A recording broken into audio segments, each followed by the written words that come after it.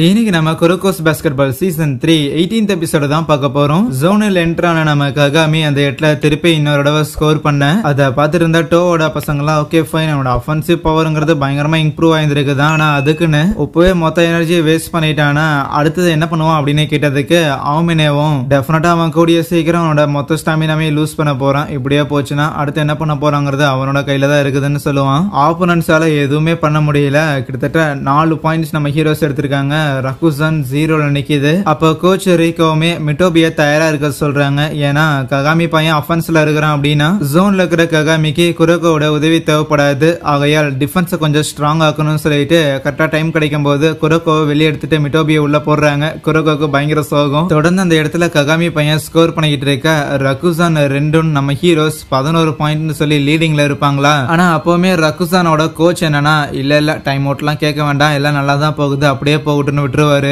என்னடா அது இந்த ககாமியை தடுக்கவே முடியலையே அப்படின்னு ரகுசானோட பசங்களாம் நினைக்க ஆகாஷ் என்னன்னா டே கோட்டாரு நீ தான் அந்த ககாமியை தடுக்கிற, நீ தடுக்க வேண்டாம் நான் பாத்துக்கிறேன்னு சொல்லுவான். சொன்ன மாதிரியே ககாமியை தடுக்கிறதுக்காக ஆகாஷ் போய் அங்க நிக்கும் போது ஓஹோ ஏசஸ் 2 பேருக்கு நடுவில் போட்டி நடக்க போது பயங்கர இன்ட்ரெஸ்டிங்கா இருக்குடா அப்படின்னு டோவோட கேப்டன் நினைப்பாரு. இப்ப இசுகி கையில தான் பால் இருக்குமோ, இப்ப யாருக்கு போடுறதுன்னு சொல்லி ஒரு கேள்வி ஒண்ணு இருக்கும். ககாமிக்கு போடலாமா வேணாமான்னு யோசிக்க, இருந்தாலும் கமான் எனக்கு போடுங்கிற மாதிரி கண்ணுலயே ககாமி பேசிக்கிட்டு இருப்பானா. சரின்ட்டு அவனுக்கே பாஸ் பண்ண எல்லாரும் எதிர்பார்க்கிற ஒரு ஹை மூமெண்ட் வந்திருக்கும். ஆகாஷியோட எம்பரர் ஐ ஃபியூச்சரை ப்ரிடிக்ட் பண்ற ரேஞ்சுக்கு அவனால எல்லாரோட மூமெண்ட்டையும் ப்ரிடிக்ட் பண்ண முடியும். அதுவே ககாமி அவனோட ஃபுல்லஸ்ட வெளிக்கொண்டு வர ஜோன்ல என்டர் ஆயிருந்திருக்கான். யாரு என்ன பண்ண போறா அப்படின்னு சொல்லி ஒரு பெரிய எதிர்பார்ப்பு காத்திருந்திருக்க. ஆகாஷி ககாமி கையில வச்சிருந்த பாலை ஆல்மோஸ்ட் டச் பண்ணியிருந்திருப்பானா, இருந்தாலும் அதுல இருந்து எப்படியோ எஸ்கேப் ஆகி கண்டிப்பா அவனை தோக்கடி பண்றான்னு ககாமி அந்த இடத்துல அவனோட ஷூட்டை மேக் பண்ண, ஆனா ரிம்ல பட்டு பால் தெரிச்சு வெளியில போய் விழுந்துரும்.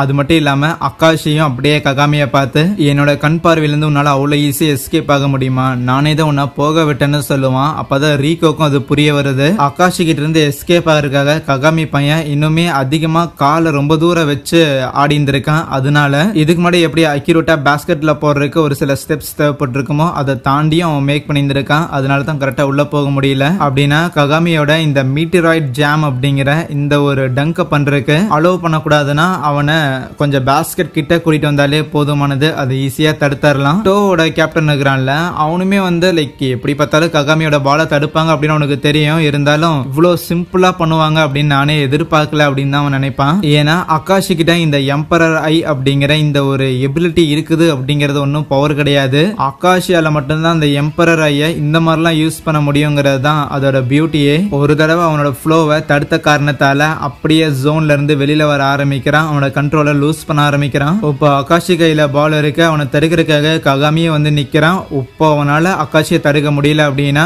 கண்டிப்பா ககாமி பையன் பிரேக் ஆயிருவான், ஜோன்ல இருந்து வெளியே வந்துருவான் அப்படின்னு அவமேனேவும் யோசிக்கிறான். இருந்தாலும் ஏற்கனவே ரியோட்டா ஆகாஷியோட இந்த எபிலிட்டியை ஒரு தடவை காப்பி பண்ணும்போது நம்ம ககாமி பையன் அதை தடுத்துருக்கான்ல, சோ அதனால மேபி இப்ப கூட அவனால மீண்டு வர முடியுமோ அப்படின்னு தான் எதிர்பார்ப்பாங்க. ஆனா ரொம்ப ஈஸியாவே ஆகாஷி இந்த ஆங்கிள் பிரேக்குங்கிற மூவை புல் பண்ணி எப்படி அவன மாதிரியான ஒரு ஃபேக்கையும் என்னோட ஒரிஜினாலிட்டியும் ஒன்னு நீ நினைப்பான அவன் பாலை எடுத்துட்டு போகும்போது இசுகி பாலை தட்டி விட பார்த்தா தன்னால ஷூட் பண்ண முடியாதுன்னு தெரிஞ்சுக்கிட்ட ஆகாஷி ஈஸியாவே அங்க அந்த லியோக்கு பாஸ் போடுவானா. லியோ தடுக்கிறதுக்காக கியோஷியும் வருவாரு, இருந்தாலும் வேலைக்காகாது. அவன் கரெக்டா உள்ள போட போக உள்ள பூந்த மிட்டோபி அந்த பாலை தட்டி விட்டு வெளியில எடுக்கிறான். ஓகே ஒருத்தனை தடுத்தா போதும் நான் எதிர்பார்த்தேன், மத்தவங்களும் இருக்கிறானுங்களா அதே கொஞ்சம் போக்கஸ் பண்ணணும் அப்படின்னு ஆகாஷி நினைச்சிட்டு இருக்கேன். ஆனா ககாமி பையன் இல்ல விட்டுறக்கூடாது, கண்டிப்பா ஆகாஷிய பீட் பண்ணணும் அப்படின்னு நினைக்கும் போது மிட்டோபி ஷோல்டர்ல கை வச்சுட்டு கமான் நாங்களும் இருக்கிறோம்னு சொல்லுவானா. தனக்கு முன்னாடி சீனியர்ஸ் எல்லாரும் பால் எடுத்துட்டு போறத பார்த்தோன்னே ஜோன்ல இருந்து கம்ப்ளீட்டா வெளியில வந்த ககாமியும் ஓகே ஃபைன் அவங்க மேல நம்பிக்கை வைப்போன்னு வரான். இதை பார்த்த அவமேனேவும் ஆகாஷி கிட்ட தோத்து போய் ஜோன்ல இருந்து வெளியில வரக்கும் தன்னோட ஃப்ரெண்ட்ஸ் மேல நம்பிக்கை வச்சு ஜோன்ல இருந்து வெளியில வரக்கும் வித்தியாசம் இருக்கு, இதுவே பெட்டரான வே தான் யோசிப்பான். ககாமி ஜோன்ல இல்லைனாலுமே அங்க நம்ம பசங்களால பாஸ் பண்ணியே ஈஸியா பாயிண்ட்டும் மேக் பண்ண முடியுது.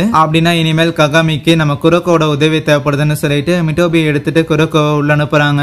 ஜோன்ல இல்லாத காரணத்தால ககாமியை தடுக்கிறதுக்காக மறுபடியும் அந்த கோட்டாருங்கிற பையனே வருவானா. ககாமியோட கையில பால் வரும்போது அந்த கோட்டாரு என்னன்னா அவ்வளவு சீரியஸா இருப்பான், லைக் ஏதோ ஒரு மிருகம் வேட்டையாடுற மாதிரி அந்த அளவுக்கு ஹைப்பர் போக்கஸ்டா இருப்பானா. ககாமி பால் எடுத்துட்டு போற மாதிரி தெரியும், ஆனா ககாமி ஒரு பக்கம் பால் இன்னொரு பக்கம் போக பின்னாடி வந்த குரோகோ அந்த பால் எடுக்கிறான். கேப்டன் ஹியூகாவுக்கு போட அவரும் ஷூட் பண்ணா உள்ள போகாதா. கேப்டன் ஹியூகா நேரா லியோ பார்த்து கேட்பான், டேய் நீ பாலை தொட்டையாடா அப்படின்னு கேட்டதுக்கு அது என்னோட வேலை பண்ணு சொல்லிட்டு கவுண்டர் கவுண்டர் அட்டாக் வரும்போது கோட்டாரோவை தடுக்கிறதுக்காக நம்ம ககாமி பையன் வருவான். ஆனாலும் கோட்டாரோவோட ட்ரிப்ளிங்க ககாமியால எதிர்த்து நிக்க முடியாது. அவனுங்க பாயிண்ட் எடுத்துடுவாங்க.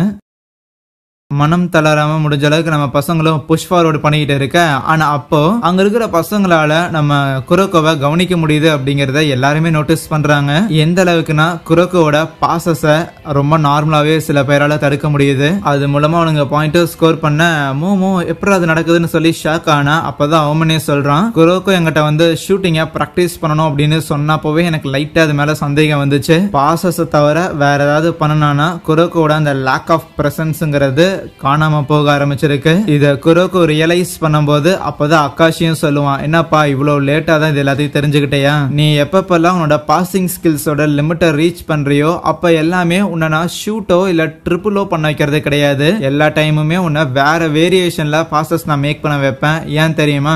ஏன்னா ஷூட்டோ இல்ல ட்ரிபிளிங்கோ நீ பண்ண ஆரம்பிச்சின்னா கேம்ல இருக்கிற மத்தவங்க எல்லாரும் உன்னை கவனிக்க ஆரம்பிப்பாங்க. வேனிஷிங் டிரைவ் மாதிரியான ஒரு மூவ். அது மட்டும் இல்லாம போன மேட்ச்ல நீ ஏதோ பசர் பீட்டரோட முடிச்சையில இந்த அளவுக்கு இருக்கிற எல்லாத்தோட பார்வையும் மேல நீ இழுத்ததுக்கு அப்புறமே நீ இன்னும் யாருக்கும் தெரியாத ஒரு ஷேடோவா இருப்ப அப்படின்னு நினைச்சிட்டு இருக்கிறையோ, நீ இனிமேலும் அந்த ஃபேண்டம் சிக்ஸ்த் மேன் கிடையாது. இன்னும் சொல்ல போனா நீ ஒரு ஆவரேஜான ஒரு மொக்க பிளேயர். ஆனா இது நடக்கும் அப்படின்னு எதிர்பாராம இருந்ததுதான் எனக்கு இன்னும் பெரிய ஏமாற்றமா இருக்குதுன்னு சொல்லுவான். உடனே நம்ம கோச் ரீகோ குரோக்கோக்கு பதிலா மிட்டோபியா உள்ள இறக்குறாங்களா? எதிர்பார்த்ததா அப்படின்னு நினைச்சாலும் ஆக்சுவலி ரீகோ குரோக்கோ கிட்ட ஒரு அட்வைஸ் போட்டு அனுப்புவாங்க. இன்னும் ஃபர்ஸ்ட் குவார்டர் முடியறதுக்கு 3 நிமிஷம் டைம் இருக்கு. ஆனா இந்த 3 நிமிஷம் நீ ஃபுல்லா விளையாண்டு ஆப்போனன்ட்ஸ் உன்னை கம்ப்ளீட்டா டிஸ்ட்ராய் பண்ற அளவுக்கு உன்கிட்ட இருக்கிற எல்லா மூவையும் ட்ரை பண்ணு அப்படின்னு சொல்லி இருந்திருப்பாங்க. அப்படி சொல்லிட்டு திருப்பி அவனை மேட்ச்ல இறக்கி இருந்திருக்க குரோக்கோ அவனோட வேனிஷிங் டிரைவையும் பயன்படுத்தும், அவனோட ஷாட்டையும் மேக் பண்ணுவான். ஆனா அதையும் தருகிறாங்க. திருப்பி போய் அவனுங்க ஸ்கோர் பண்ண பார்க்கும்போது ககாமி என்னதான் கோட்டாரோட பாலை தடுத்தாலும் அந்த லியோ ஈஸியா உள்ள தள்ளி விட்டு பாயிண்ட் எடுத்துறான். நம்ம கேப்டன் ஹியூகாவும் முடிஞ்ச அளவுக்கு அங்க 3 பாயிண்ட் ஷூட்டர்லாம் மேக் பண்ணுவாரா. அதுக்கப்புறம் ஒரு 1.5 நிமிஷம் டைம் இருக்க டைம் அவுட் கேட்டிருந்திருப்பாங்க. குரோக்கோவை இப்போ வெளியிலே உட்கார வச்சுட்டு ஆக்சுவலி குரோக்கோ உள்ள அவனோட வேனிஷிங் டிரைவா இருக்கட்டும் ஷூட்டா இருக்கட்டும் அது எல்லாத்தையும் பிளாக் பண்ணியிருப்பாங்கல்ல, அதெல்லாம் ரெக்கார்ட் பண்ணியிருப்பாங்க. ஸோ செகண்ட் குவார்டர் முழுக்குமே ஹீரோ பெஞ்ச்லயே இருக்கட்டும். இது அவனுங்க எப்படி தடுக்கிறானுங்க அப்படிங்கிற மேட்டர் நம்ம கண்டுபிடிச்சிட்டு அதுக்கப்புறம் என்ன பண்ணலாம் அப்படின்னு பாக்கலாம்னு யோசிக்கிறாங்களா. அதுவே ரகுசானோட பிளேயர்ஸ் எல்லாம் ஒன்னும் பிரச்சனை இல்ல, எல்லாமே ஸ்மூத்தா போகுது, திருப்பி போறோம் போய் பொழகுறோம் அப்படின்னு முடிவெடுப்பானுங்க. ஆனா அப்ப அவமேனேக்கு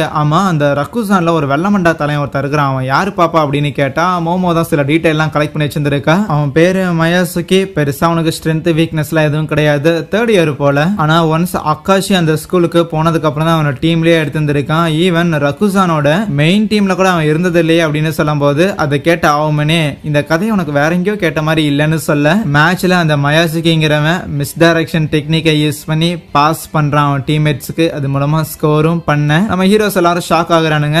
அக்காஷியும் சொல்றான், என்னப்பா இவனோட பிளேயிங் ஸ்டைல் குரோக்கோ மாதிரி இருக்குன்னு நினைக்கிறீங்களோ? இன்னும் சொல்ல போனா குரோக்கோட பெட்டரான ஒரு ஸ்டைல் இவன்ட்ட இருக்கு. குரோக்கோ ஒரு ஃபேண்டம் 6 இருக்கிற பழைய மாடல், இப்ப புது ஃபேண்டம் 6 அது இவன் தான் சொல்ல அங்கே இந்த ஒரு எபிசோடை முடிக்கிறாங்க.